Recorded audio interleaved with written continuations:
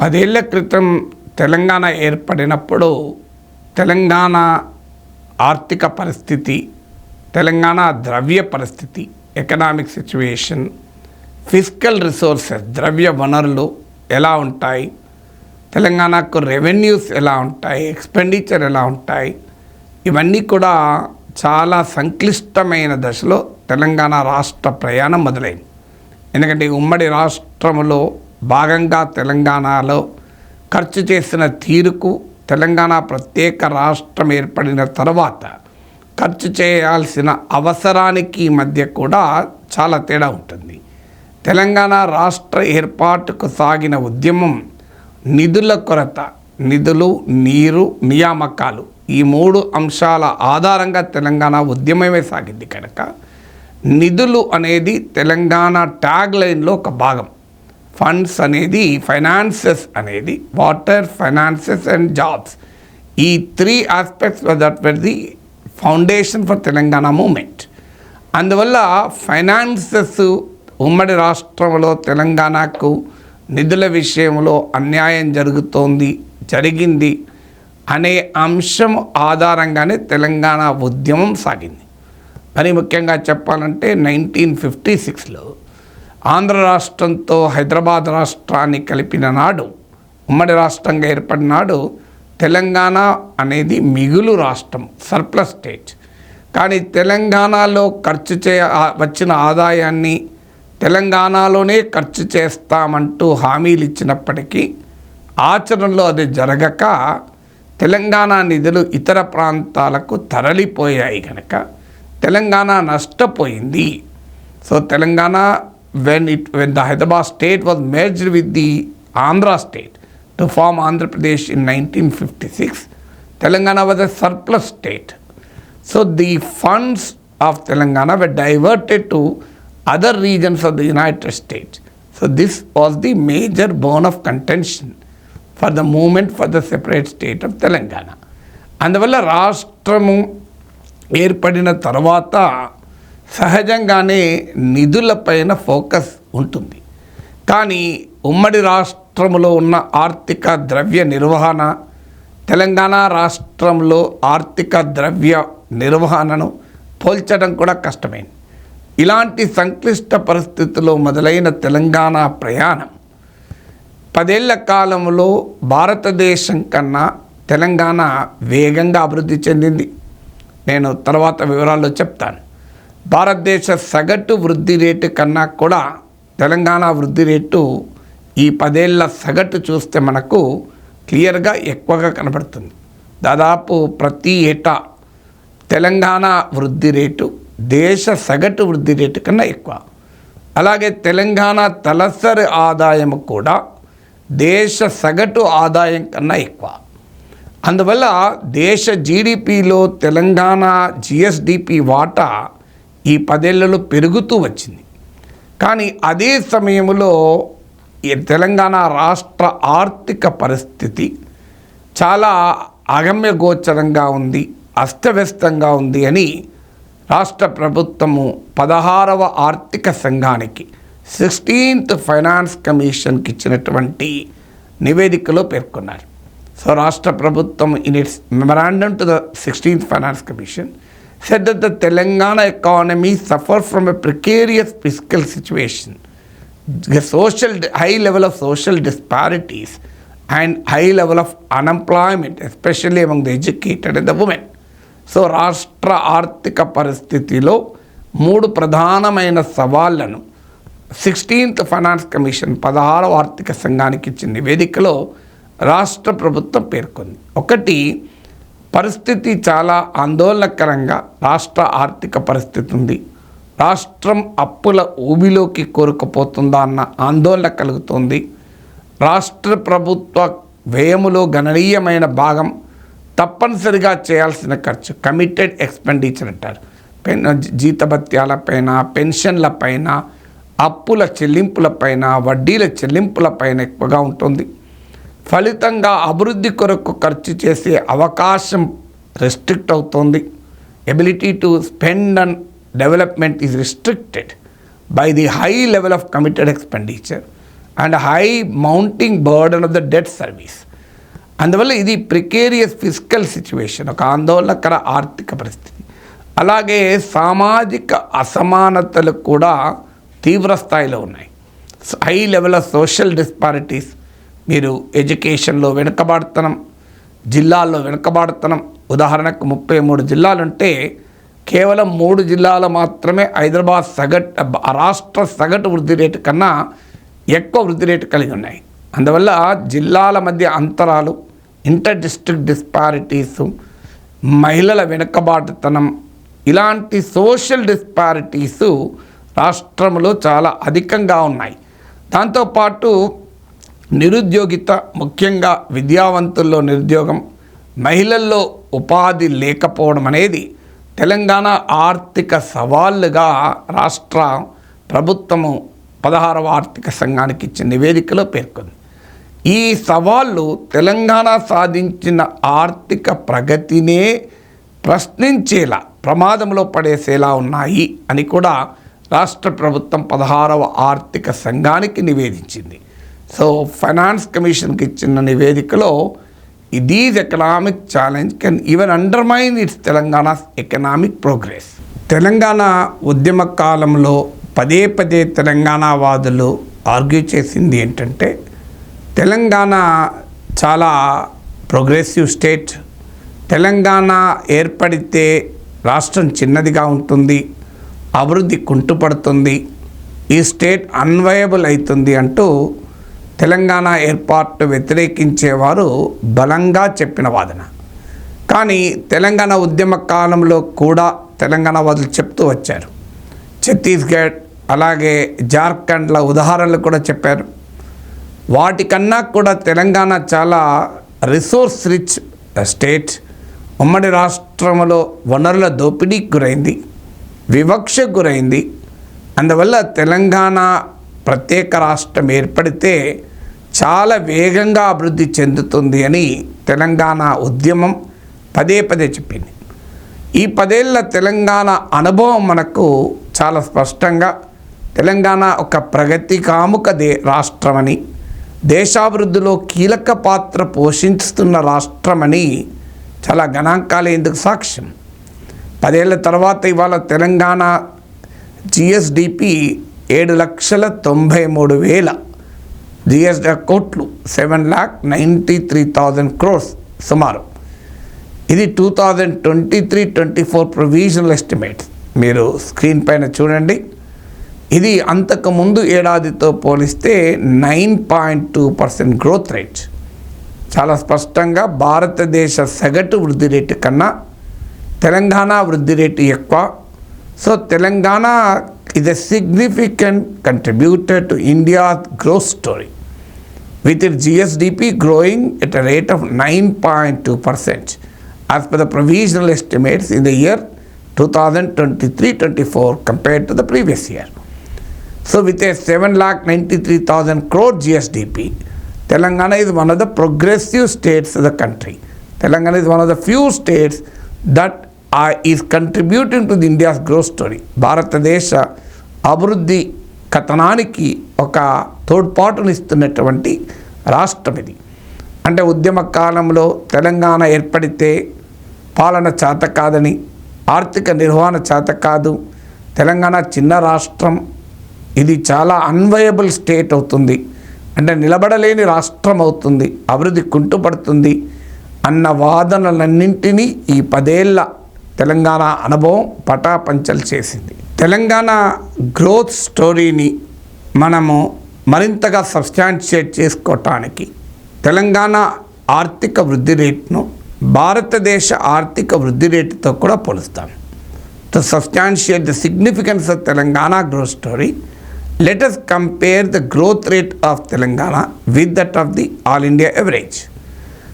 తెలంగాణ రాష్ట్రం ఏర్పడిన సమయంలో భారతదేశ వృద్ధి రేటు కన్నా తెలంగాణ వృద్ధి రేటు తక్కువ ఉండేది. కానీ కాలక్రమేణా తెలంగాణ దేశ వృద్ధి కన్నా వేగంగా వృద్ధి చెందుతూ భారతదేశ సగటు వృద్ధి రేటు కన్నా ఈ 10 ఏళ్లలో దాదాపు ప్రతి ఏటా ఒక్క పాండమిక్ ఏడాదిలో మినహా ప్రతి ఏటా కూడా దేశ సగటు వృద్ధి రేటును మించి సాధించింది. Course the Telangana began it journey with a growth rate lesser than that of the country's average. But as the time passed, Telangana's growth rate surpassed the national average. మీకు ఈ 10 ఏళ్ళ సగటు తీస్తే భారతదేశంలో ఈ 10 years ఈ 10 ఏళ్ళ పీరియడ్లో సగటు వృద్ధి రేటు 6.0, కానీ ఈ 10 ఏళ్ళ కాలంలో తెలంగాణ వృద్ధి రేటు 7.5%. అంటే 10-year పీరియడ్, ఒక లాంగర్ పీరియడ్లో కూడా కంపేర్ చేస్తే తెలంగాణ ఒక 1.5% ఎక్కువగా, 1.5% అధికంగా భారతదేశ వృద్ధితో పోలిస్తే వేగంగా అభివృద్ధి చెందుతోంది. So the average growth rate for the country in the last 10 years is 6%, but it is 7.5% in Telangana. So it very clearly shows that Telangana is growing at a 1.5% faster than India on an average in the last 10 years. So ఇది ఒక significant factor. Telangana ఎలా Indian గ్రోత్కు contribute చేస్తోంది, భారతదేశ growth స్టోరీకి చాలా సిగ్నిఫికెంట్గా contribute చేస్తుందన్న దానికి ఇదొక ఉదాహరణ. కానీ కాలక్రమేణా భారతదేశ వృద్ధి రేటుకు తెలంగాణ వృద్ధి రేటుకు మధ్య గ్యాప్ మాత్రం నారో అవుతూ వస్తుంది. The gap is getting నారోడ్. ఇప్పుడు 2023-24లో అరౌండ్ 1%, లిటిల్ అరౌండ్ 1 to 1.1% మాత్రమే భారతదేశ వృద్ధి రేటుకు తెలంగాణ వృద్ధి రేటుకు మధ్య గ్యాప్ ఉంది. But still Telangana growth rate is higher than that of India. భారతదేశ సగటు వృద్ధి రేటు కన్నా తెలంగాణ వృద్ధి రేటు అధికంగా ఉండడం తెలంగాణ రాష్ట్ర ఏర్పాటు ప్రాధాన్యతను ఈ 10 ఏళ్ళ అనుభవం గుర్తు చేసింది. The 10 years of economic performance of Telangana validated the arguments put forth by the Telangana movement. Telangana ఉద్యమం ముందు పెట్టినటువంటి వాదన, తెలంగాణ ఇంకా వేగంగా అభివృద్ధి చెందుతుంది, ప్రత్యేక రాష్ట్రం అయితే ఇది వయబుల్ అన్వయబుల్ అనేది కరెక్ట్ కాదు అన్నది ఈ 10 years of economic growth experience మనకు తెలియజేస్తుంది. భారతదేశంతో పోలిస్తే తెలంగాణ వేగంగా వృద్ధి చెందుతోంది, ఇది 10 ఏళ్ళ అనుభవము అని నేను ఇప్పటివరకు గణాంకాలతో సహా మీకు చూపెట్టాను. ఫలితంగా మీరు దేశ జనాభాలో తెలంగాణ వాటా 2.8%. Telangana accounts for 2.8% of the countries population. కానీ దేశ వృద్ధిలో భారతదేశ మొత్తం జీడిపిలో తెలంగాణ వాటా ఆల్వేస్ అబవ్ 4%, అంటే substantially higher than the share in population. జనాభా వాటా 2.8 ఉంటే అంతకన్నా చాలా ఎక్కువగా 4% పైనే ఉంటూ వచ్చింది. ఈ షేర్ కూడా పెరుగుతూ వస్తుంది. పాపులేషన్ షేర్ ఏమో దాదాపు మోరార్లెస్ సేమ్ ఉంది, అదే 2.8% అరౌండే ఉంటుందని అంచనా.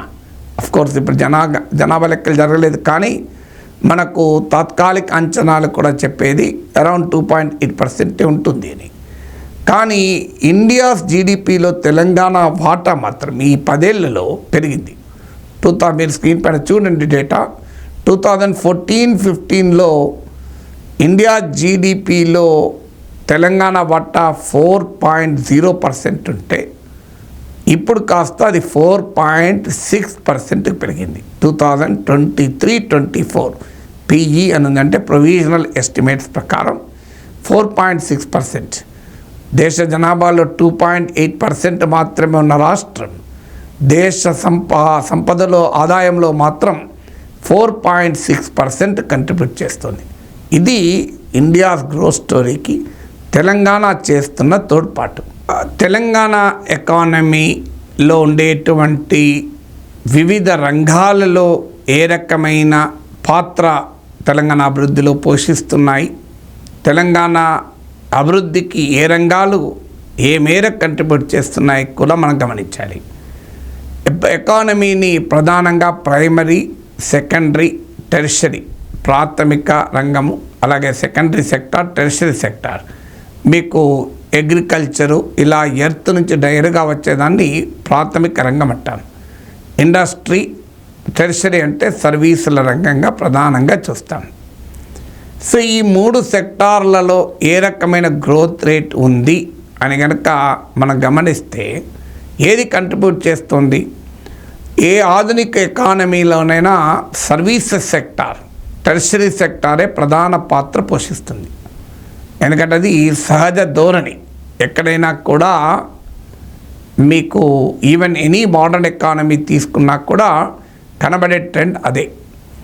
ఎందుకంటే ఎకానమీ మోడర్నైజ్ అవుతున్న కొద్దీ మీకు లేబర్ ఫోర్స్ కూడా షిఫ్ట్ కావాలి. ఎకానమీలో వివిధ రంగాల కంట్రిబ్యూషన్ కూడా మారుతూ ఉంటుంది. సో అందువల్ల భారతదేశ ఎకానమీలో కూడా సర్వీసుల రంగం, టెర్షరీ రంగమే కీలక పాత్ర పోషిస్తుంది. తెలంగాణ ఎకానమీలో కూడా టెర్షరీ సెక్టారే ప్రధానం.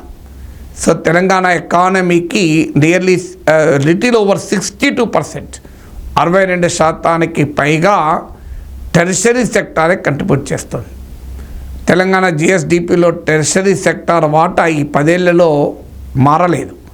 2015-16లో 62.1% ఉంటే 2022-23లో కూడా 62.2%, అంటే లిటిల్ ఓవర్ 62% దగ్గర టెర్షరీ సెక్టార్ కంట్రిబ్యూషన్ అనేది రిమైన్స్ ఆల్మోస్ట్ ద సేమ్. అందువల్ల తెలంగాణ ఎకానమీకి గ్రోత్ అండ్ రెసిలియన్స్, తెలంగాణ వృద్ధికి ఆ నిలకడను ఆ తోడ్పాటు ఇస్తున్న ప్రధాన రంగం సేవల రంగం, టెర్షరీ సెక్టార్, సర్వీసెస్ సెక్టార్. ఇందులో information technology and enabled services ఉమ్మడి రాష్ట్రంలో కూడా హైదరాబాద్లోనే ఉండడం వల్ల ఈ రంగం తెలంగాణ ఎకానమీకి ఒక కీలక ఫ్యాక్టర్గా ఉపయోగపడుతుంది. దేశ సాఫ్ట్వేర్ ఎగుమతుల్లో కూడా అరౌండ్ 15%, 14-16% మధ్య హైదరాబాద్ కంట్రిబ్యూట్ చేస్తూ ఉంటుంది. సో అందువల్ల ఈ ఐటీఈఎస్ రంగాల వల్ల సర్వీసెస్ సెక్టార్ చాలా రోబస్ట్ పాత్రను తెలంగాణ ఎకానమీలో ఈరోజు నిర్వహిస్తుంది. ఇక మీకు కానీ secondary sector share in Telangana GSDP మాత్రం ఈ 10 ఏళ్ల కాలంలో ఒక 3% పడిపోయింది. 3% decline in the share of the secondary sector during the last 10 years. 2015-16లో తెలంగాణ జిఎస్డిపిలో సెకండరీ సెక్టార్ వాటా 22.4% ఉండే, 22.4%. ఇప్పుడు అది కాస్త 19.3% పడిపోయింది, 19.3%, అంటే నియర్లీ 3% డిక్లైన్. సహజంగానే corresponding share of agriculture corresponding share of the primary sector అది ఇంక్రీజ్. ఇందులో అగ్రికల్చర్ ఒక భాగం. సో ప్రైమరీ సెక్టార్ షేర్ 2015-16లో 15.5% ఉంటే 2022-23లో ఇది 18.6% పెరిగింది. అంటే ఇప్పుడు ఈ రాష్ట్ర సంపదలో, రాష్ట్ర జిఎస్డిపిలో 62% టెర్షరీ సెక్టార్ కంట్రిబ్యూట్ చేస్తుంటే 19% సెకండరీ సెక్టార్ కంట్రిబ్యూట్ చేస్తుంటే మీకు 18% నియర్లీ ఈ ప్రైమరీ సెక్టార్ కంట్రిబ్యూట్ చేస్తుంది. అంటే రాష్ట్రం ఇండస్ట్రియలైజేషన్ కావాల్సిన అవసరము, సర్వీసెస్ రంగంలో మరింత విస్తరించాలి. ఐటీ ఎనేబుల్డ్ సర్వీసెసే కాకుండా ఇతర సేవల రంగాలు కూడా విస్తరించాల్సిన ఆవశ్యకతను ఈ డేటా తెలియజేస్తుంది. This data reveals the need for diversifying Telangana services sector, not just Reliance on IT and ITES. And more significantly, Telangana has to concentrate on industrialization, పారిశ్రామికీకరణ పైన. అందుకే రాష్ట్ర ప్రభుత్వం తాజాగా micro, small and medium enterprises పైన కేంద్రీకరిస్తామని ప్రకటించింది. హైదరాబాద్ నగరంలో 4th city ద్వారా అక్కడ ఈ ఆధునిక పారిశ్రామిక రంగ అభివృద్ధికి, స్కిల్ డెవలప్మెంట్, నైపుణ్యాభివృద్ధికి దోహదం చేస్తాం. సో ఔటర్ రింగ్ రోడ్ వరకు, ఔటర్ రింగ్ రోడ్ బయట అంటూ తెలంగాణ ఎకనామిక్ జాగ్రఫీని కూడా వర్గీకరించారు. సో ఇతర చిన్న చిన్న పట్టణాలకు కూడా పరిశ్రమలు విస్తరించాల్సిన అవసరము, మ్యానుఫ్యాక్చరింగ్ సెక్టార్ ముఖ్యంగా తయారీ రంగం విస్తరించాల్సిన అవసరము ఈ డేటా స్పష్టంగా తెలియజేస్తుంది. సహజంగానే తెలంగాణ రాష్ట్ర జిఎస్డిపిలో వివిధ రంగాల కంట్రిబ్యూషన్ షేర్ ఎంత ఉంటుందో ఎంప్లాయ్మెంట్ అంతే ఉండాలి, కానీ అలా ఉండదు. ఎందుకంటే services sector, tertiary sector is not employment intensive కాదది. ఎడ్యుకేటెడ్ అర్బన్ యూత్కు ప్రధానంగా ఎంప్లాయ్మెంట్ క్రియేట్ చేస్తుంది. మ్యానుఫ్యాక్చరింగ్ సెక్టార్ ముఖ్యంగా micro, small and medium enterprises are essentially మీకు ఎంప్లాయ్మెంట్ ఇంటెన్సివ్ సెక్టార్స్.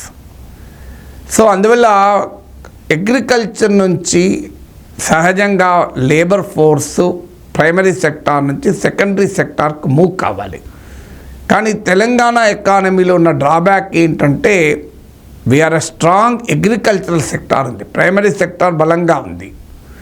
ముఖ్యంగా ఈ 10 ఏళ్ల కాలంలో వాటర్ రిసోర్సెస్ బాగా పెరగడము, తెలంగాణలో గ్రౌండ్ వాటర్ టేబుల్ కూడా పెరగడము, ఈ వాటర్ రిసోర్సెస్ నీటిపారుదల సదుపాయం పెరగడం కారణాన దాని ఆర్థిక భారం ఎలా ఉన్నప్పటికీ అవైలబిలిటీ ఆఫ్ వాటర్ అది ఇంక్రీజ్ అది బూస్టెడ్ ది అగ్రికల్చర్ ప్రొడక్టివిటీ, వ్యవసాయ ఉత్పాదకతను పెంచింది, వ్యవసాయ రంగ వాటా జిఎస్డిపిలో పెంచింది.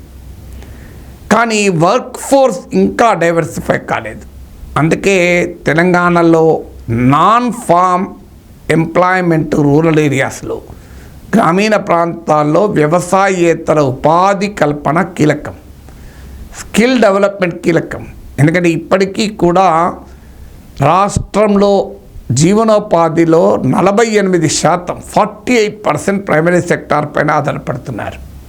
ఇది తీవ్రమైన ఆదాయ అసమానతలకు, ఆర్థిక అసమానతలకు కూడా కారణమవుతుంది. Heavy Reliance on the primary sector results in the income disparities. ఎందుకంటే సర్వీసెస్ సెక్టార్, టెర్షరీ సెక్టార్లో ఉండే ఇన్కమ్స్ నీకు ప్రైమరీ సెక్టార్లో ఉండే వర్క్ ఫోర్స్, వ్యవసాయంలో పనిచేసే వారికి ఉండే ఆదాయాలు మీకు సేవల రంగంలో పనిచేసే వాళ్ళ ఆదాయాలతో పోలిస్తే తక్కువ. కానీ అఫ్కోర్స్ ఆ తెలంగాణ ఏర్పడినప్పటికీ ఇప్పటికీ పోలిస్తే మొత్తం ఉపాధిలో వ్యవసాయం వాటా తగ్గింది. మీరు స్క్రీన్ పైన డేటాలో చూడండి. 2015-16లో primary sector contributed 54% to the Telangana livelihood, Telangana employment. తెలంగాణలో కల్పించబడ్డ జీవనోపాధి ఉపాధిలో 54% ప్రాథమిక రంగం నుంచి వచ్చేది. ఇది కాస్త ఇప్పుడు 48% నియర్లీకి పడిపోయింది, 40%. టు బీ ప్రిసైజ్ 47.8%కు పడిపోయింది. సో కానీ అదేవిధంగా సర్వీసెస్ సెక్టార్లో ఎంప్లాయ్మెంట్ పెరిగింది. ముఖ్యంగా హైదరాబాద్ నగరం చాలా అధిక వృద్ధి రేట్ను సాధించడం వల్ల మీకు ఈ సర్వీసెస్ సెక్టార్, టెర్షరీ సెక్టార్లో ఎంప్లాయ్మెంట్ పెరిగింది. 2015-16లో 28% నియర్లీ ఉండే, టు బీ ప్రిసైజ్ 27.8% ఉండే. ఇప్పుడు అది కాస్త 33% పెరిగింది. కానీ సెకండరీ సెక్టార్లో మాత్రం ఎంప్లాయ్మెంట్ షేరు పెద్దగా మారలే. ఇప్పుడు అరౌండ్ 19% ఉంది. అంటే తెలంగాణ రాష్ట్రంలో కల్పించబడుతున్న ఉపాధిలో 48% ప్రైమరీ సెక్టార్, ప్రాథమిక రంగం, అలాగే సెకండరీ సెక్టార్ 19%, 33% సర్వీస్ సెక్టార్. అందువల్ల ఈ డేటా మనకి ఏం చెప్తుంది? There is an urgent need to diversify the employment from agricultural sector, primary sector, ప్రాథమిక రంగం, ముఖ్యంగా వ్యవసాయ రంగం నుంచి శ్రామిక శక్తిని, శ్రమశక్తిని ఇతర రంగాలకు మళ్లించాలి. ఇది జరగాలంటే గ్రామీణ ప్రాంతాల్లో వ్యవసాయేతర ఉపాధి కల్పన అనేది చాలా కీలకమైన అంశం. నేను ఇంతకుముందు తెలంగాణ గ్రోత్ రేట్ను ఆల్ ఇండియా గ్రోత్ రేట్తో కంపేర్ చేసి విశ్లేషించాను. తెలంగాణలోని వివిధ సెక్టార్స్ దేశంలో ఉన్న వివిధ రంగాల వృద్ధి రేటుతో పోలిస్తే ఎలా ఉన్నాయో ఇప్పుడు చూద్దాం. సో మీకు ప్రైమరీ సెక్టార్ ఎప్పుడు కూడా Telangana primary sector was always better than the all India growth rate of primary sector. దేశంలో ప్రాథమిక రంగం అభివృద్ధి చెందుతున్న దాంతో పోలిస్తే తెలంగాణలోనే బెటర్ గ్రోత్ రేట్ ఉంది. మనది ఎవరేజ్ 5% అబోవ్ ఉంటే దేశ ఎవరేజ్ 3% మాత్రమే ఉంది.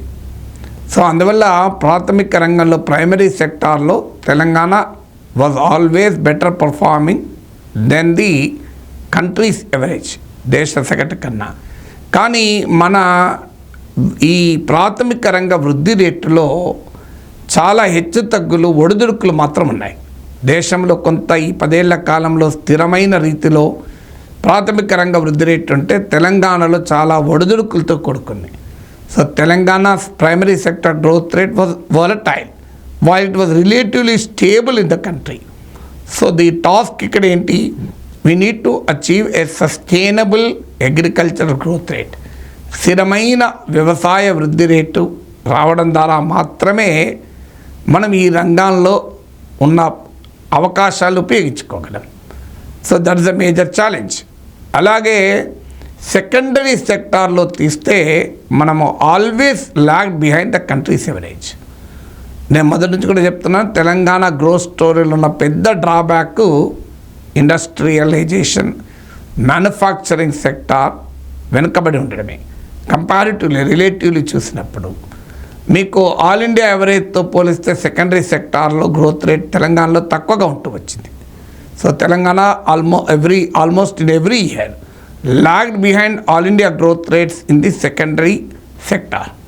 అందులో కూడా Telangana secondary sector growth rate was erratic.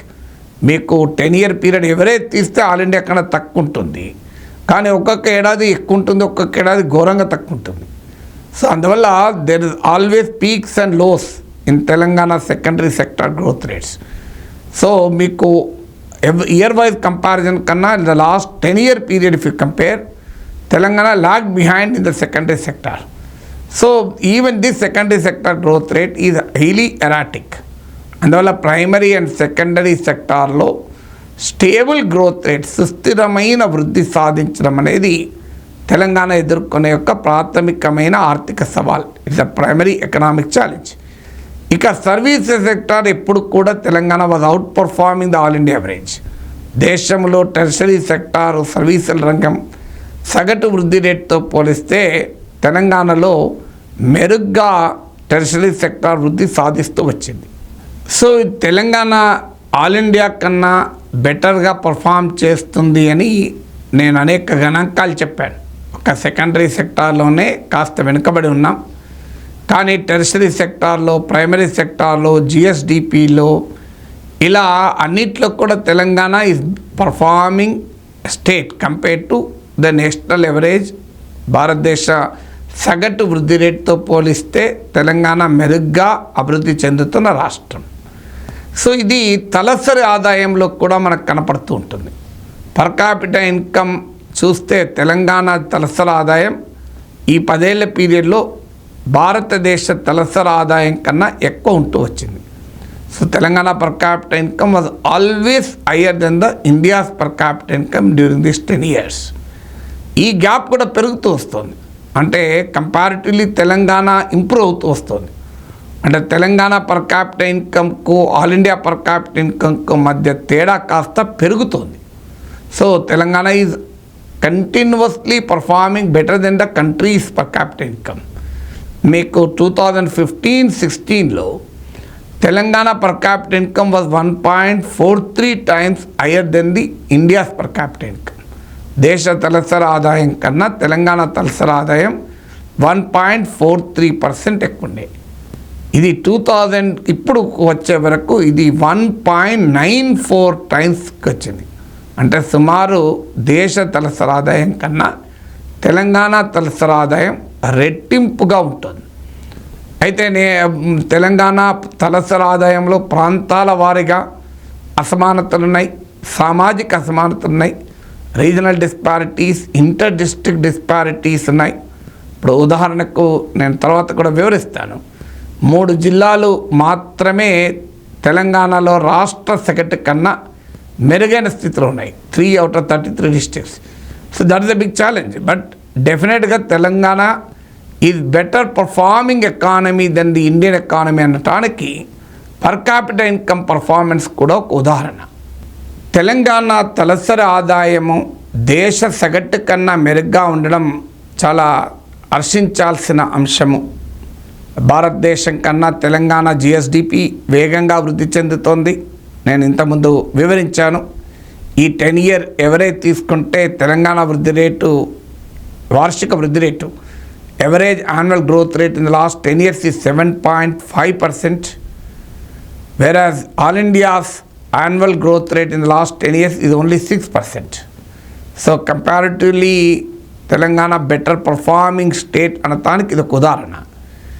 Telangana per capital income ఇప్పుడు 1.94 times higher than the all India per capital income. So అందువల్ల జిఎస్డిపి చూసినా పర్ క్యాపిటల్ ఇన్కమ్ చూసినా మనం బెటర్గా ఉన్నాం. నేను ఇంతకుముందు వివరించినట్లు ప్రైమరీ సెక్టారు, టెరిషరీ సెక్టార్లో కూడా బెటర్ పర్ఫార్మింగ్గా ఉన్నాం. ఒక్క సెకండరీ సెక్టార్లో మాత్రమే మనం దేశ సగటు కన్నా కాస్త వెనుకబడి ఉన్నాం. ఇందులో మరీ అయితే అదే సమయంలో తెలంగాణ అంతా ఒకే రకంగా లేదు.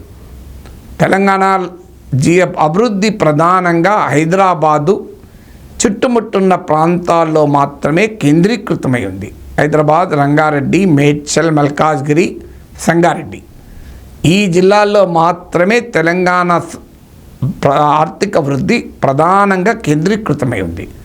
అందుకే మీరు గమనిస్తే మనకు ఈ పర్ క్యాపిటల్ ఇన్కంలో జిల్లాల వారీగా అంతరాలు చాలా తీవ్రంగా ఉన్నాయి. మొత్తం తెలంగాణలో 34 డిస్ట్రిక్ట్స్ ఉంటే కేవలం 3 జిల్లాలు మాత్రమే తెలంగాణ రాష్ట్ర సగటు కన్నా మెరుగ్గా వృద్ధి చెందాయి. మిగతా జిల్లాలన్నీ కూడా తెలంగాణ ఎవరేజ్ గ్రోత్ రేట్ కన్నా తక్కువ ఉన్నాయి. అందులో మరీ ముఖ్యంగా మనకు వికారాబాద్ జిల్లా, జగిత్యాల జిల్లా, ఆసిఫాబాద్, కొమరంభీం జిల్లా ఈ 3 జిల్లాలు చాలా వెనుకబడి ఉన్నాయి. తెలంగాణ ఇప్పుడు వికారాబాద్ తీసుకుంటే 10 ఏళ్ల క్రితం తెలంగాణ ఎలా ఉండేనో ఇప్పుడు వికారాబాద్ ఇప్పుడు అలా ఉంది. అంటే తెలంగాణ అభివృద్ధి ఎవరేజ్ గ్రోత్తో పోలిస్తే Vikarabad growth is nearly a decade backward. 10 ఏళ్ళ వెనుక ఉంది. హైదరాబాద్ కూతవేటు దూరంలో ఉన్నా కూడా ఇలా జిల్లాల మధ్య తీవ్ర అంతరాలు ఉండటానికి ప్రధానమైన కారణాలు 4. ఒకటి పారిశ్రామికీకరణ, పరిశ్రమలు హైదరాబాదు దాని చుట్టూ కేంద్రీకృతమై ఉండడం. అర్బనైజేషన్, హైదరాబాద్ ఒక బలమైన అర్బన్ సెంటర్గా ఉండడం. ఇది ఒక ఆపర్చునిటీ, ఇది ఒక ఛాలెంజ్.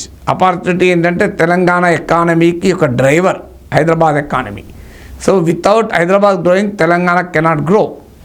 సో అందువల్ల అదొక అడ్వాంటేజ్. ప్రపంచవ్యాప్తంగా కూడా మెగా అర్బన్ సెంటర్స్ను వృద్ధి కేంద్రాలుగా భావిస్తున్నారు. కానీ అదే సమయంలో చిన్న చిన్న టౌన్లు, విలేజెస్ కూడా అభివృద్ధి చెందాల్సిన అవసరం ఉంది. అలాగే ఇండస్ట్రియలైజేషను, అర్బనైజేషన్తో పాటు అగ్రికల్చరల్ ప్రొడక్టివిటీలో తేడా ఉండడం కూడా ఒక కారణం. 4వ కారణం ఏంటంటే ఇన్ఫ్రాస్ట్రక్చర్, మౌలిక వసతులు ఎలా ఉన్నాయనేది. అందువల్ల వెనుకబడిన ప్రాంతాల్లో మౌలిక వసతుల్ని పెంపొందించాలి. They should focus on the infrastructure development in the backward regions of Telangana and improve the agriculture productivity across Telangana. దానికి కావాలంటే ఇరిగేషన్ సెక్టార్లో ఉన్న అసమానతల్ని తొలగించగలిగితే, డైవర్సిఫై చేయగలిగితే పారిశ్రామికీకరణను తెలంగాణ అభివృద్ధిలో అన్ని ప్రాంతాలు కూడా భాగం పంచుకుంటాయి.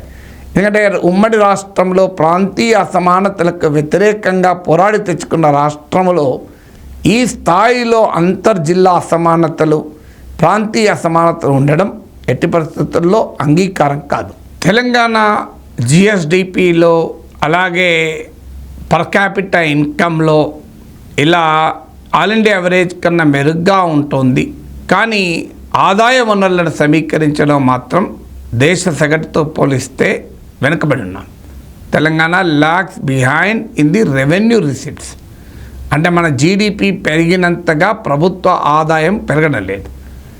ఈ 10 year పీరియడ్ చూసుకుంటే చాలా erratic growth in the revenues. కొన్ని సంవత్సరాల్లో బాగా తెలంగాణ ప్రభుత్వ ఆదాయం పెరిగింది, కొన్ని సంవత్సరాల్లో స్తబ్దత నెలకొని ఉంది, స్టాగ్నేటెడ్. మరికొన్ని సంవత్సరాల్లో మాత్రం తగ్గింది కూడా. So there in the 10 years it was not uniform. There are periods of high growth, periods of stagnation and periods of decline in the revenues. మీకు ఆల్ ఇండియా కంపారిజన్ తీసుకుంటే ఇన్ ద ఇయర్ 2022-23లో జీడిపిలో భాగంగా revenue receipts, ప్రభుత్వానికి వస్తున్న ఆదాయం చూస్తే 12.2% తెలంగాణది. కానీ ఆల్ ఇండియా ఎవరేజ్ 14.6, అంటే తెలంగాణ సగటు 12.2% అంటే భారతదేశ సగటు 14.6%. అంటే ఈ సంపద సృష్టిలో ముందున్న తెలంగాణ ఆదాయ వనరుల సమీకరణలో వెనుకబడింది. Telangana is ahead of the country in average in terms of the GSDP, but it is lagging behind in terms of the revenue generation. మీకు ఆల్ ఇండియాలో ఉన్న పరిస్థితితో పోలిస్తే మీకు ఓన్లీ 6 రాష్ట్రాలు మాత్రము తెలంగాణ కన్నా కూడా వెనుకబడి ఉన్నాయి. అందులో ముఖ్యంగా పంజాబ్, కేరళ లాంటి రాష్ట్రాలే మనకన్నా వెనుకబడి ఉన్నాయి. So there is an urgent need to improve the revenue mobilisation. అంటే ప్రజలపైన భారాలు మోపకుండా తెలంగాణ ఆర్థిక వనరులను ఎలా సమకూర్చుకుంటుంది అని. ఎందుకంటే ఇది ఎందుకు కీలకము అంటే సంక్షేమ పథకాలపైన అధికంగా ఖర్చు పెడుతున్న రాష్ట్రాల్లో తెలంగాణ ఒకటి. Telangana spends more on welfare expenditure without compromising development and infrastructure expenditure. అభివృద్ధి పైన, మౌలిక వసతులపైన రాజీ పడకుండా సంక్షేమ పథకాలపైన ఎక్కువ ఖర్చు చేస్తున్న రాష్ట్రం ఇది. అందుకే ఆదాయానికి ఖర్చులకు తేడా ఉండడం వల్ల ఫిస్కల్ డెఫిసిట్, రాష్ట్ర ద్రవ్యలోటు కంపారిటివ్లీ రాష్ట్రం యొక్క ద్రవ్యలోటు మీకు భారతదేశ సగటు కన్నా ఎక్కువ ఉంటుంది. సో అప్పుల భారము కూడా ఎక్కువ ఉంటుంది. ఆర్థిక అభివృద్ధి కొలబద్దల్లో చూసుకుంటే Telangana one of the best performing states.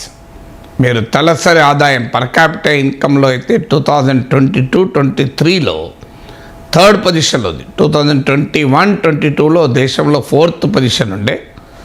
2014-15 Telangana వచ్చినప్పుడు తెలంగాణ ర్యాంక్ పర్ క్యాపిటల్ ఇన్కంలో 14th ర్యాంక్. అక్కడి నుంచి ఇవాళ మనం 3rd ర్యాంక్ ఇంప్రూవ్ అయ్యాం. తెలంగాణ ఎకనామిక్ గ్రోత్, ఎకనామిక్ డెవలప్మెంట్కి ఒక ఇది ఇండికేటర్. అలాగే పర్ క్యాపిటల్ పవర్ కన్జంప్షన్, తలసరి విద్యుత్ వినిమయము, అలాగే తెలంగాణ జిఎస్డిపి, ఇలాంటివి అనేక కొలబద్దల్లో తెలంగాణ చాలా మెరుగ్గా ఉంది, చాలా బెటర్ పర్ఫార్మింగ్ స్టేట్గా ఉంది. కానీ డ్రాబ్యాక్ ఎక్కడొస్తుంది అంటే హ్యూమన్ డెవలప్మెంట్, సోషల్ డెవలప్మెంట్లో తెలంగాణ వెనుకబడింది. అభివృద్ధిని 2 రకాలుగా విశ్లేషిస్తారు. ఆర్థికాభివృద్ధి లేదా మానవాభివృద్ధి అంటారు. ఆర్థికాభివృద్ధి అంటే GSDP, GDP, per capital income, తలసరి ఆదాయం, ఇవన్నీ ఎకనామిక్ డెవలప్మెంట్ లేదా ఎకనామిక్ గ్రోత్కి ఇండికేటర్స్. సోషల్ డెవలప్మెంటు లేదా హ్యూమన్ డెవలప్మెంట్, ఈ కాన్సెప్ట్లను అమర్త్య సేన్ లాంటి అర్థశాస్త్రవేత్తలు United Nations Development Programme popularise చేశాయి. వీటిని సోషల్ డెవలప్మెంట్, హ్యూమన్ డెవలప్మెంట్ ఏంటంటే శిశు మరణాలు, ఇన్ఫాంట్ మోర్టాలిటీ, అలాగే అండర్ వెయిట్ చిల్డ్రన్ అంటే వయస్సుకు తగ్గ బరువు లేకపోవడం, ఎత్తుకు తగ్గ బరువు లేకపోవడం, చదువు ఎంత మేరకు అందుతోంది, స్కూల్ ఎన్రోల్మెంట్ ఎంత, క్వాలిటీ ఆఫ్ లెర్నింగ్ ఏ స్థాయిలో ఉంది, మహిళల పరిస్థితి ఏంటి, మహిళా సంక్షేమం ఏంటి, ఇలాంటి అనేక మానవీయ అంశాలను ప్రాతిపదికగా మానవాభివృద్ధి కొలబద్ద హ్యూమన్ డెవలప్మెంట్ ఇండెక్స్ రూపొందిస్తారు. మీకు ఆశ్చర్యం వేస్తుంది, తలసరి ఆదాయం పర్ క్యాపిటల్ ఇన్కంలో దేశంలో 3వ స్థానంలో ఉన్నాం. మనకన్నా సిక్కిం, ఢిల్లీ రాష్ట్రాలు ఉన్నాయి. ఒక రకంగా మేజర్ స్టేట్స్లో Telangana is at the top. కానీ హ్యూమన్ డెవలప్మెంట్ ఇండెక్స్లో తెలంగాణ 17వ ర్యాంక్లో ఉంది. అంటే ఆర్థికాభివృద్ధి ప్రజల జీవన ప్రమాణాల్లోకి రిఫ్లెక్ట్ కావడం లేదు. పర్ క్యాపిటల్ ఇన్కంలో అంతరాలు ఏ స్థాయిలో ఉన్నాయి, డిస్పారిటీస్ అని. తెలంగాణలో రంగారెడ్డిలో 8 లక్షలకు పైగా తలసరి ఆదాయం ఉంటే, హైదరాబాదులో 4 లక్షలకు పైగా ఉంటే వికారాబాద్ జిల్లాలో 1,55,000 మాత్రమే ఉంది. అంత తేడా ఉంది తెలంగాణలో వివిధ జిల్లాల మధ్య అని. సో ఇది ఇంటర్ డిస్ట్రిక్ట్ డెవలప్మెంట్ డిస్పారిటీస్, అంటే జిల్లాల వారీగా అభివృద్ధిలో ఉన్న అసమానతలు. అలాగే ఆర్థిక అభివృద్ధి, మానవాభివృద్ధిలో ఉన్న తేడా కూడా అది. తలసరి ఆదాయంలో 3వ స్థానంలో తెలంగాణ ఉంటే మానవాభివృద్ధిలో 17వ స్థానంలో ఉంది. మీకు ఈ స్క్రీన్ పైన ఉన్న టేబుల్ చూడండి.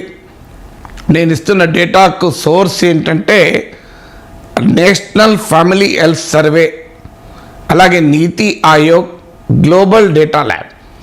ఈ 3 సోర్సెస్ నుంచి తీసుకున్న డేటాను కొలేట్ చేస్తూ తెలంగాణ ఎకనామిక్ గ్రోత్కు, హ్యూమన్ డెవలప్మెంట్కు మధ్య ఉన్న గ్యాప్ను విశ్లేషిస్తూ కొన్ని రోజుల క్రితం ద హిందూలో పబ్లిష్ అయిన ఆర్టికల్ దీనికి ఆధారం.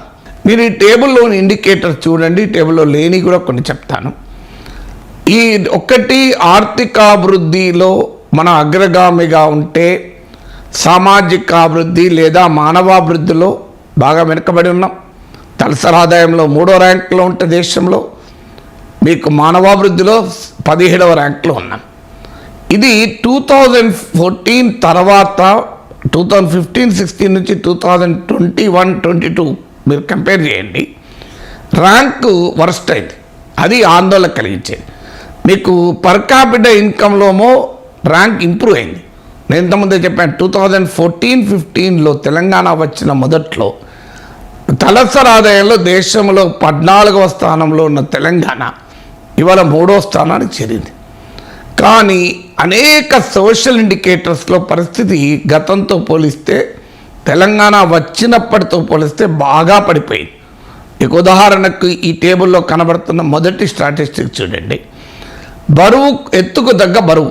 ఇది ఎందుకు ఇంపార్టెంట్ అంటే పిల్లల న్యూట్రిషన్కు, పౌష్టికాహార స్థితిగతులను తెలియజేస్తుంది. న్యూట్రిషనల్ స్టాండర్డ్స్ను తెలియజేస్తుంది. న్యూట్రిషనల్ సెక్యూరిటీ, పౌష్టికాహార భద్రతకు కొలబద్ద. ఇందులో మీరు చూడండి, ఇప్పటికీ 21% ఆఫ్ చిల్డ్రన్ తెలంగాణలో ఎత్తుకు తగ్గ బరువు లేరు, అంటే వారు పౌష్టికాహార లోపాలతో ఉన్నారు. వీరి ర్యాంకు 2015లో దేశంలో మనం ఈ కేటగిరీలో, అంటే ఎత్తుకు తగ్గ బరువు లేని పిల్లలున్న స్థాయి చూస్తే మనకు స్టంటెడ్ చిల్డ్రన్ అంటారు, 16th ర్యాంక్లో ఉండే. ఇప్పుడు మనం 26th ర్యాంకు పడిపోయాం. 10 ర్యాంకులు పడిపోయాం. ఎంత భారీ పతనమో మీరు చూడండి. తర్వాత అబోవ్ 6 years ఉన్న మహిళలు, బాలికలకు కానీ మహిళలకు కానీ, జీవితంలో ఎప్పుడైనా స్కూల్కి వెళ్ళారా అనే ఇండికేటర్ తీసుకుంటే ఇవాళ తెలంగాణ లోయెస్ట్, అంటే లాస్ట్ ర్యాంక్ ఉంది తెలంగాణ. ఆందోళన కలిగిస్తుంది. చదువుల తెలంగాణకు కావాల్సిన ఆవశ్యకతను తెలియజేస్తుంది. అరౌండ్ 61% మాత్రమే జీవితంలో ఎన్నడో ఒకరోజు స్కూల్కి వెళ్ళారు. అంటే nearly 40% of Telangana women and girls జీవితంలో ఏనాడు కూడా స్కూల్కి వెళ్ళలే. ఇక ఈ టేబుల్లో ఉన్న 3వ స్టాటిస్టిక్ చూడండి మీరు. ఈ 3వ స్టాటిస్టిక్స్లో కూడా మనము ఇదేంటంటే పెళ్ళి ఎప్పుడవుతుంది పిల్లలకు, అమ్మాయిలకు అని nearly 23% above, not nearly, more than 23%. 18 ఏళ్ల లోపే పెళ్ళిళ్ళు అవుతున్నాయి తెలంగాణలో. బిలో 18 years పెళ్ళిళ్ళు అవుతున్నది 23% ఆఫ్ గర్ల్స్. ఇందులో తెలంగాణ దేశంలో 23వ ర్యాంకులో ఉన్నాం. అంత ఎక్కువగా మన తెలంగాణ రాష్ట్రంలో ఆడపిల్లలకు తొందరగా పెళ్ళవుతుంది. ఇలా మీరు ఏ ఇండికేటర్లు తీసుకోండి, సోషల్ ఇండికేటర్స్లో తెలంగాణ దేశంలో అనేక రాష్ట్రాలతో పోలిస్తే తక్కువ ఉండడమే కాదు, ఈ ర్యాంకు ఇయర్కు పడిపోతూ వస్తుంది. ఇప్పుడు ఉదాహరణకు శిశు మరణాలు, ఇన్ఫాంట్ మోర్టాలిటీలో 5 ర్యాంకులు పడిపోయింది. అలాగే అండర్ వెయిట్ చిల్డ్రన్లో మనం 6 ర్యాంకులు పడిపోయినాయి. అంటే ర్యాంక్స్ 2015తో పోలిస్తే, నేను ఇంతకుముందు చెప్పినట్టు స్టంటెడ్ చిల్డ్రన్లో 10 ర్యాంక్స్ పడిపోయాం. ఇక ఎడ్యుకేషనల్ తీసుకుంటే జనరల్ ఎన్రోల్మెంట్ తెలంగాణ బెటర్గా ఉంది. మీరు స్కూల్ ఎడ్యుకేషన్లో గ్రాస్ ఎన్రోల్మెంట్ రేషియో తీసుకోండి, ఇందులో టేబుల్లో లేదు అది. Gross enrolment in higher education తీసుకోండి. మేజర్ స్టేట్స్లో టాప్ 10 స్టేట్స్లో తెలంగాణ ఉంది, రిలేటివ్లీ బెటర్ పొజిషన్లో ఉన్నాం. కానీ పర్ఫార్మెన్స్ గ్రేడింగ్ ఇండెక్స్ ఇది మనం తెలంగాణ లోయెస్ట్లో ఉన్నాం, ఎట్ ద బాటమ్ ఉన్నాం. పర్ఫార్మెన్స్ గ్రేడింగ్ ఇండెక్స్ అంటే క్వాలిటీ ఆఫ్ స్కూల్ ఎడ్యుకేషన్ను తెలియజేసేది.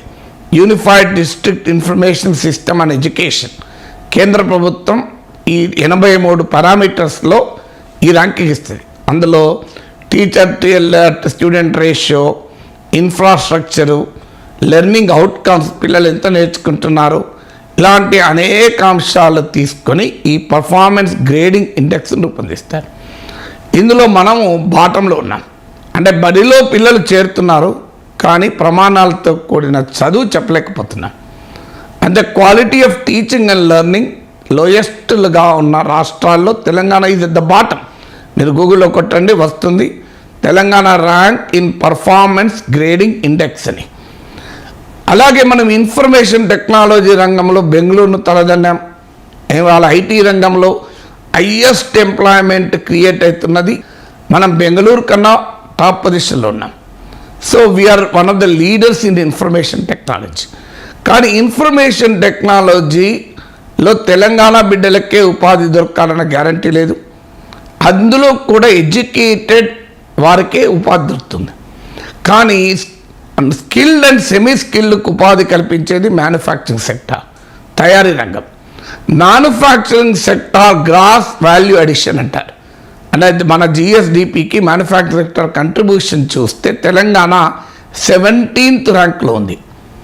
అలాగే మ్యానుఫ్యాక్చరింగ్ రంగంలో ఎంప్లాయ్మెంట్ చూస్తే, ఎందుకంటే తెలంగాణలో అన్ఎంప్లాయ్మెంట్ అనేది ఒక పెద్ద ఇష్యూగా ఉంది, ఇందులో తెలంగాణ 8th ర్యాంక్లో ఉంది. అంటే మ్యానుఫ్యాక్చరింగ్ సెక్టార్లో మనం చాలా వెనుకబడి ఉన్నాం. ఇన్ఫర్మేషన్ టెక్నాలజీ రంగంలో బాగా ముందున్నాం. యూత్ అన్ఎంప్లాయ్మెంట్ అనేది ఒక ప్రధాన సమస్యగా ముందుకొచ్చింది. ఈ ఎకనామిక్ గ్రోత్ కూడా at the cost of environment, అంటే పర్యావరణాన్ని దెబ్బతీస్తూ ఆర్థిక వృద్ధి జరిగింది. నాకు ఆశ్చర్యం వేస్తుంది, భారతదేశంలో ప్రమాదకరమైన వ్యర్థ పదార్థాలు, హాజర్డస్ వేస్ట్ అంటారు, విషతుల్యమైన ప్రమాదకరమైన వ్యర్థ పదార్థాలు వెదజడంలో దేశంలో తెలంగాణ 7th పొజిషన్లో ఉంది. అంటే ఎంత మనము హాజర్డస్ వేస్ట్ జనరేట్ చేస్తున్నామని. ప్లాస్టిక్ వేస్ట్లో దేశంలో 5th పొజిషన్లో ఉన్నాం. అంటే at the cost of environment, industrialisation, economic growth జరుగుతుంది అనటానికి ఈ extent of hazardous waste, extent of plastic waste ఇందుకు ఉదాహరణ. అందువల్ల తెలంగాణలో economic growth, economic development Telangana వచ్చాక బాగా జరిగిందన్నది నిజం. తెలంగాణ అసమానతలకు వ్యతిరేకంగా పోరాడి రాష్ట్రాన్ని తెచ్చుకున్నాం. కానీ తెలంగాణ వచ్చాక అసమానతలు ఇప్పటికీ కూడా చాలా తీవ్ర స్థాయిలో ఉన్నాయి. సో అందువల్ల అసమానతలకు వ్యతిరేకంగా అభివృద్ధిలో వెనుకబాటుతనాన్ని ప్రశ్నిస్తూ ఒక హక్కు, తెలంగాణకు డెవలప్మెంట్ అనేది బర్త్ రైట్, రాష్ట్రం అనేది development is fundamental right, statehood is birth right అనే నినాదంతో ముందుకొచ్చారు. అంటే తెలంగాణ వివక్ష గురైంది అన్న అంశం పైన తెలంగాణ రాష్ట్రం పోరాటం జరిగింది, ఏర్పడింది. కానీ అన్ఫార్చునేట్లీ తెలంగాణలో కొన్ని ప్రాంతాలు అభివృద్ధి అయ్యి మరికొన్ని ప్రాంతాలు ఇప్పటికీ కూడా వివక్షకు గురవుతున్నాయి, అభివృద్ధిలో వెనుకబడి ఉన్నాయి. నేను ఉదాహరణ చెప్పాను, రంగారెడ్డి, వికారాబాద్ జిల్లాలోనే అంత తేడా ఉంది. హైదరాబాద్కు ఇతర తెలంగాణకు ఎంత తేడా ఉంది కూడా వివరించాను. దాంతోపాటు ఆర్థిక వృద్ధి, ప్రజల జీవన ప్రమాణాలని మెరుగుపరచడం లేదు. ముఖ్యంగా ఎడ్యుకేషన్, హెల్త్ సెక్టార్లో అనేక ఇండికేటర్స్లో తెలంగాణ ఇప్పటికీ బాగా వెనుకబడి ఉంది. అందువల్ల తెలంగాణలో ప్రథమ ఫోకస్గా ఉండాల్సింది విద్య, వైద్యం. ప్రజలకు quality education, quality health care, quality employment, ఈ 3 తెలంగాణ కొత్త ప్రభుత్వానికి టాప్ మోస్ట్ ప్రియారిటీ కావాలి. అప్పుడే తెలంగాణ అనేది సాధించిన ఆర్థిక అభివృద్ధి ప్రజల జీవితాల్లో రిఫ్లెక్ట్ అయి ప్రజల జీవన ప్రమాణాలు పెంచి అభివృద్ధి పట్ల ప్రజల సంతృప్తి పెరుగుతుంది. ఎంతకాలం మనము సంక్షేమ పథకాలపైన ఆధారపడి ప్రజల్ని జీవించమని అడగకూడదు. ప్రజల్ని ఎంపవర్ చేయాలి. ప్రజలకు తమ కాళ్లపైన తాము నిలబడే సాధికారికత కల్పించాయి. సంక్షేమ పథకాల్లో మేము నెంబర్ 1 అని చెప్పుకుంటే సరిపోదు. సంక్షేమ పథకాల అవసరము లేని రాష్ట్రంగా తెలంగాణ సమాజం అభివృద్ధి చెందాలని మనం కోరుకోవాలి. తలసరి ఆదాయంలో తెలంగాణ అద్భుతమైన ప్రగతిని ఈ 2014 తర్వాత సాధించింది. ఇది నిజం. దీని గణాంకాలే సాక్ష్యం. తెలంగాణ పర్ క్యాపిటల్ ఇన్కమ్ 2014-15లో 1,24,000 రూపాయలు, 1,24,000. తెలంగాణ కన్నా పైన 13 రాష్ట్రాలు ఉండేవి. 2022-23 అంటే మనకు ఈ ఫైనాన్షియల్ ఇయర్ మాత్రమే కంప్లీట్ డేటా అవైలబుల్గా ఉంది. 2022-23లో ఇది 3,12,000, 3,12,000. మీరు స్క్రీన్ పైన డేటా చూడండి. 1,24,000 నుంచి 3,12,000కు Telangana per capital income increase అయింది 2014 నుంచి 2023 మధ్య కాలంలో. ఇది ఏ స్టాండర్డ్స్తో చూసినా అద్భుతమైన ప్రగతి. తెలంగాణలోని అన్ని జిల్లాలు కూడా దేశ సగటైన 96,000 కన్నా ఎక్కువ పర్ క్యాపిటల్ ఇన్కమ్ కలిగి ఉన్నాయి. ఇదొక ఫ్యాక్ట్. తెలంగాణ ఈ మొత్తం 2014 నుంచి ఇప్పటివరకు ఒక్క కోవిడ్ ఇయర్ మినహాయిస్తే ప్రతి సంవత్సరం కూడా తలసరి ఆదాయం డబుల్ డిజిట్ గ్రోత్ సాధించింది. 2 అంకెల వృద్ధి రేటు అంటే 10 or above% సాధించింది. సో ఇదంతా కూడా తెలంగాణ ఎకనామిక్ గ్రోత్ విజయ గాథ, తెలంగాణ ఎకానమీ యొక్క సక్సెస్ స్టోరీ ఇది. మీకు తెలంగాణ ఈరోజు 2022-23లో 3,12,000 తెలంగాణ పర్ క్యాపిటల్ ఇన్కమ్, 3,12,000. మనకన్నా కేవలం 2 రాష్ట్రాలు, అవి కూడా చిన్న రాష్ట్రాలే పైన ఉన్నాయి. ఒకటి సిక్కిం 5,19,000, 2 ఢిల్లీ దేశ రాజధాని 4,44,000. సో ఏ రకంగా చూసినా సిక్కిం ఢిల్లీతో తెలంగాణ పోల్చలేం. తెలంగాణ మేజర్ స్టేట్ అంటే 10 మేజర్ స్టేట్స్లో చూస్తే Telangana tops per capital income. మరి సమస్య ఎక్కడ ఉంది? సమస్య 2 చోట్ల ఉంది. ఒకటి తలసరి ఆదాయం అనేది ఎవరేజెస్, సగటు. నా ఆదాయము ప్లస్ నా డ్రైవర్ ఆదాయం బై 2 = తలసరి ఆదాయం. కానీ నా ఆదాయానికి నా డ్రైవర్ ఆదాయానికి ఎంత తేడా ఉంటుంది? అందువల్ల పర్ క్యాపిటల్ ఇన్కమ్ పూర్తి స్థాయిలో ప్రజల జీవన ప్రమాణాల్ని ప్రతిబింబించవు. ఇది మొదటి సమస్య. రెండవ సమస్య ఈ ఆర్థిక వృద్ధి, ఇది గణాంకాలు, ఇది ప్రజల జీవితాల్లో ప్రభావితం చేయాలి. కానీ అది జరగలేదు. తెలంగాణలో మానవాభివృద్ధి ఇండికేటర్లో తెలంగాణ వెనుకబడి ఉంది. మీరు క్వాలిటీ ఆఫ్ లెర్నింగ్ అంటే పిల్లలు వాళ్ళ విద్యా ప్రమాణాలు తీసుకున్నా, అలాగే ఏజ్కు అనుగుణంగా వయసుకు అనుగుణంగా బరువు చూసినా, స్త్రీల అక్షరాస్యత చూసినా, స్కూలింగ్ స్త్రీలు బడికి పోవడం చూసినా, ఇలాంటి అనేక సామాజిక అభివృద్ధి మానవాభివృద్ధి కొలబద్దల్లో తెలంగాణ చాలా వెనుకబడి ఉంది. కొన్ని విషయాల్లో అయితే లాస్ట్ ర్యాంక్లో కూడా ఉంది. మానవాభివృద్ధిలో సామాజిక అభివృద్ధిలో తెలంగాణ ఎలా వెనుకబడింది అని అంటే తెలంగాణ డెవలప్మెంట్ మోడల్లో జరిగిన పెద్ద లోపం ఏంటంటే ఎకనామిక్ డెవలప్మెంట్, ఎకనామిక్ గ్రోత్ జరిగింది కానీ అది ప్రజల జీవితాల్లోకి ట్రాన్స్లేట్ కాలేకపోయింది. దీంతో పాటు మరో ముఖ్యమైన అంశం ఏంటంటే తెలంగాణలో ఉన్న ప్రాంతాల వారిగా తలసరి ఆదాయంలో ఉన్న భయంకరమైన తేడా, మామూలు తేడా కాదు. మీకు డిస్ట్రిక్ట్ వైజ్గా తీసుకోండి, మీకు ఆశ్చర్యం వేస్తుంది. హైయెస్ట్ తెలంగాణలో రంగారెడ్డి జిల్లాలో తలసరి ఆదాయం ఉంది. వాస్తవంగా రంగారెడ్డి జిల్లా అంటే అది కూడా హైదరాబాదులో భాగమే. అవుట్స్కర్ట్స్ హైదరాబాద్ శివారు ప్రాంతాలంతా రంగారెడ్డి జిల్లాలోకే వస్తాయి. సో అర్బన్ హైదరాబాద్లో భాగమే అది ఒక రకంగా. రూరల్ రంగారెడ్డి ఇప్పుడు వికారాబాద్ జిల్లాగా మారింది. ఆశ్చర్యం ఏంటంటే Telangana average per capital income 3,12,000, కానీ రంగారెడ్డి పర్ క్యాపిటల్ ఇన్కమ్ 8,15,000, 8,15,000 అంటే నియర్లీ 5 lakh ఎక్కువ. అంటే 2.5 times ఎక్కువ తెలంగాణ సగటు పర్ క్యాపిటల్ ఇన్కమ్ కన్నా రంగారెడ్డి పర్ క్యాపిటల్ ఇన్కమ్. ఎక్కడ 3,12,000, ఎక్కడ 8,15,000 లెక్క చేయండి. ఇక మీకు అంటే సిక్కిం, ఢిల్లీ ఇవి ఏవి కూడా రంగారెడ్డి ముందు దిగదుడిపే. ఇక నెక్స్ట్ ఏంటంటే మీకు హైదరాబాద్ పర్ క్యాపిటా ఇన్కమ్ 4,03,000. ఇది నియర్లీ ఢిల్లీ పర్ క్యాపిటల్ ఇన్కమ్తో కాస్తంత తక్కువ మాత్రమే.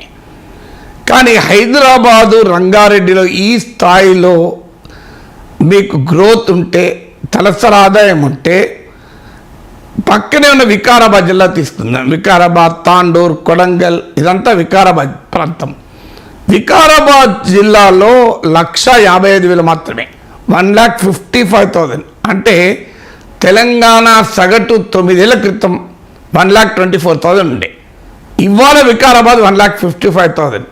అంటే తెలంగాణ వచ్చినప్పుడు తెలంగాణ ఎవరేజ్గా ఎట్లుండే అంతకన్నా కాస్తంత బెటర్ మాత్రమే వికారాబాద్ జిల్లా ఉంది. వికారాబాద్ ఎంత దూరం లేదు. హైదరాబాద్లో కార్ ఎక్కితే 1.5 అవర్లో వికారాబాద్ చేస్తాం. చేవెళ్ళ దాడితే వికారాబాదే. అంటే అంత హైదరాబాదులో అభివృద్ధి కేంద్రీకృతమై ఉండి పక్కనున్న వికారాబాద్ కూడా అభివృద్ధి పర్కలేట్ కాలే. మీకు మరోసారి ఈ వివరాలు చెప్తాను. Vikarabad 1,55,000 Vikarabad district, Hyderabad 4 lakh above, మీకు రంగారెడ్డి జిల్లా 8 lakh అబోవ్. ఇంత తేడా ఉంది. ఒకటి ఆర్థిక వృద్ధి ప్రాంతాల వారీగా వేరియేషన్. ఇలా తెలంగాణకున్న ఓన్ ట్యాక్స్ రెవెన్యూలో 40% హైదరాబాద్ నుంచి వస్తాయి. అంటే హైదరాబాద్లో గ్రోత్ ఎంత కాన్సన్ట్రేట్ అయ్యిందో దీన్ని బట్టి అర్థమవుతుంది. అందువల్ల రాష్ట్ర ప్రభుత్వం ముందు, రేవంత్ రెడ్డి ముందున్న ప్రధాన లక్ష్యం ఏంటంటే హైదరాబాద్ గ్రోత్ ఇంజన్ను కంటిన్యూ చేయాలి. ఎందుకంటే తెలంగాణకు నిధులు ఇచ్చి వనరులు ఇచ్చేటువంటి engine of economic growth Hyderabad.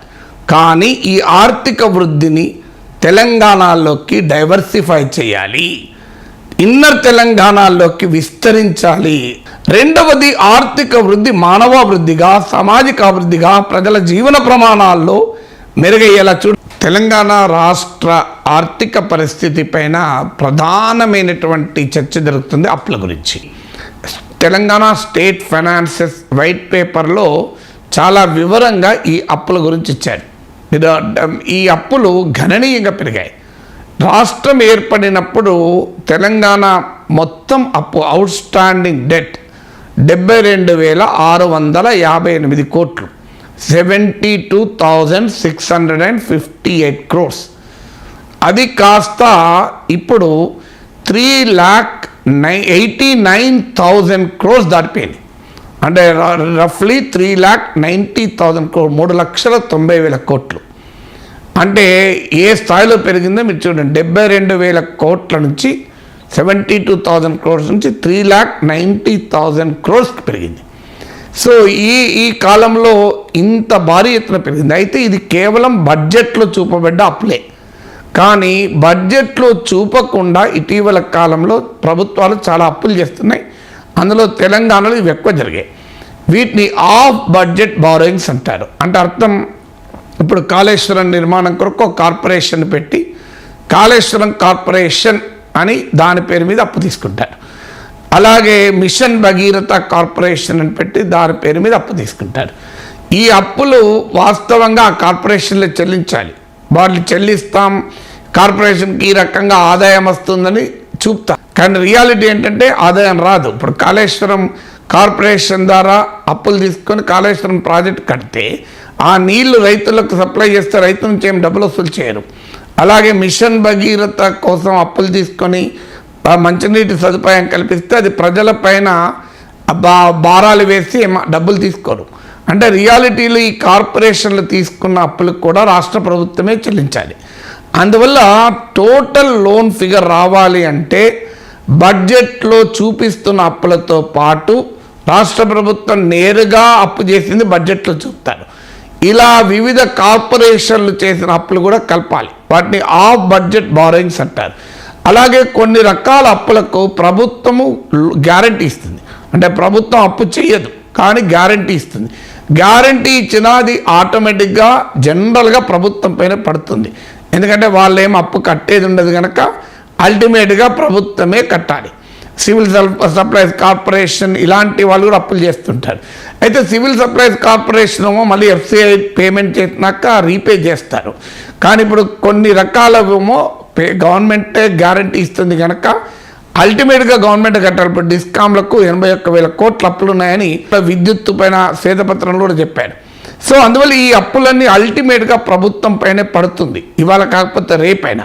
అందువల్ల బడ్జెట్లో చూపించిందే కాకుండా ఇలా వివిధ కార్పొరేషన్ల పేరిట జరిపిన ఆఫ్ బడ్జెట్ బారోయింగ్స్ ఉంటాయి, అంటే బడ్జెట్ ఏతర అప్పులు ఉంటాయి, ప్రభుత్వం ఇచ్చిన వివిధ గ్యారంటీలు ఉంటాయి. ఇవన్నీ కలిపితే 6,71,757 కోట్లు, అంటే 72,658 crores నుంచి తెలంగాణ ఏర్పడినప్పుడు అప్పది.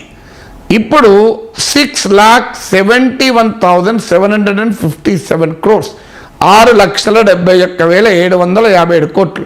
మీరు ఈ స్క్రీన్ పైన ఉన్న టేబుల్లో కూడా ఇయర్ వైజ్గా కూడా ఉంది, చూడండి. అంటే తెలంగాణ వచ్చాకే ఇప్పటి వరకు ఒక 6 లక్షల కోట్లు అప్పు చేశారు. అంటే ఎక్కడ 72,000 కోట్ల అప్పు తెలంగాణ వచ్చినప్పుడు ఇప్పుడు 6 లక్షల కోట్ల అప్పు చేశారు. దీనికి ప్రభుత్వం చెప్పే వాదన, సహజంగా అప్పటి ప్రభుత్వం చెప్పిన వాదన ఏంటి, అసలు తెలంగాణ ఎకానమీ కూడా పెరిగింది కదా, అందువల్ల అప్పు చేస్తే తప్పేంటి, తెలంగాణ ఆర్థిక వ్యవస్థ పెరుగుతున్న కొద్దీ అప్పు చేసే సామర్థ్యం కూడా పెరుగుతుంది కదా అన్నారు. Theoretically correct. అందుకే కరెక్ట్గా అప్పుల భారం అర్థం కావాలంటే కేవలం ఎన్ని లక్షల కోట్ల అప్పు ఉందని మాత్రమే చూడకూడదు, ఆ టోటల్ ఆదాయంలో అప్పు వాటా ఎంత కూడా చూడాలి. దాన్నే డెట్ టు జిఎస్డిపి రేషియో అంటారు. ఈ డెట్ టు జిఎస్డిపి రేషియో కూడా మీకు స్క్రీన్ పైన ఉన్న టేబుల్లో ఉంది, అది చూడండి.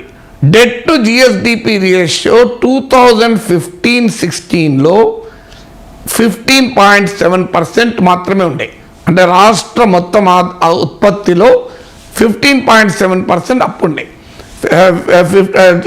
డెట్ టు జిఎస్డిపి నిష్పత్తి అది కాస్త 2023-24కి వచ్చే వరకు 27.8% పెరిగింది, అంటే నియర్లీ డబుల్ అయింది.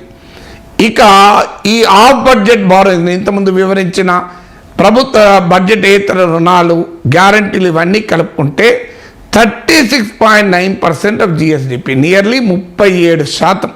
అంటే రాష్ట్ర ఆదాయంలో 37% వరకు అప్పులు ఉన్నాయి అలా.